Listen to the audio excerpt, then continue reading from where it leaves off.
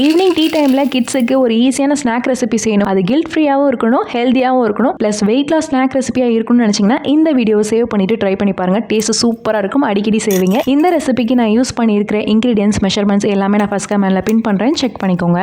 இதுக்கு first stove on பண்ணிவிட்டு ஒரு பேனில் 2 கப் மக்கானா எடுத்துக்கலாம், அதாவது தாமரை விதைகள். அதை ஆட் பண்ணிவிட்டு ஒரு 5லேருந்து 10 நிமிஷம் நல்லா ட்ரை ரோஸ்ட் பண்ணி எடுத்துக்கோங்க. இந்த அளவுக்கு நல்லா கிறிஸ்பியாக இருக்கணும். இப்போ அதை தனியாக எடுத்து வச்சுட்டு அதே பேன்லேயே 1 டேபிள் ஸ்பூன் அளவுக்கு நெய் ஆட் பண்ணிக்கலாம். நெய் வேண்டாம்னு நினச்சிங்கன்னா நீங்கள் எண்ணெய் ஆட் பண்ணிக்கோங்க. இப்போ 1/4 கப் நிலக்கடலை, 1/4 கப் பொட்டுக்கடலை, 1/2 கப் அவல் ஆட் பண்ணிக்கலாம். இப்போ இதை 3 ஆட் பண்ணிட்டு அந்த நெய்யிலே நல்லா ரோஸ்ட் பண்ணிக்கோங்க. அதுக்கப்புறம் கொஞ்சமா கருவேப்பிலை, 5லேருந்து 6 பல் பூண்டு தோலோட நல்லா தட்டிட்டு ஆட் பண்ணிக்கோங்க. இது எல்லாத்தையுமே சேர்த்து நல்லா ரோஸ்ட் பண்ணிட்டு ஆல்ரெடி நம்ம ரோஸ்ட் பண்ணி வச்சிருக்க மக்கானாவை ஆட் பண்ணிட்டு நல்லா மிக்ஸ் பண்ணிக்கோங்க. இப்போ உப்பு 1/2 டீஸ்பூன், 1/2 டீஸ்பூன் மிளகாய் தூள், 1/2 டீஸ்பூன் சாட் மசாலா இல்லைனா ஜீரா பவுடர் ஆட் பண்ணிக்கோங்க. இப்போ இதெல்லாமே ஆட் பண்ணிட்டு நல்லா மிக்ஸ் பண்ணிட்டு ஸ்டவ் ஆஃப் பண்ணிட்டு இறக்கிருங்க. இந்த மிக்சர் நீங்க 15லேருந்து 20 நாள் வரைக்கும் ஸ்டோர் பண்ணிக்கலாம். இதை ஒரு ஏர்டைட் கண்டெய்னர்ல நீங்க ஸ்டோர் பண்ணிக்கிட்டீங்கன்னா சூப்பரான மசாலா மக்கானா மிக்சர் வீட்லயே ரெடி ஆயிரும்.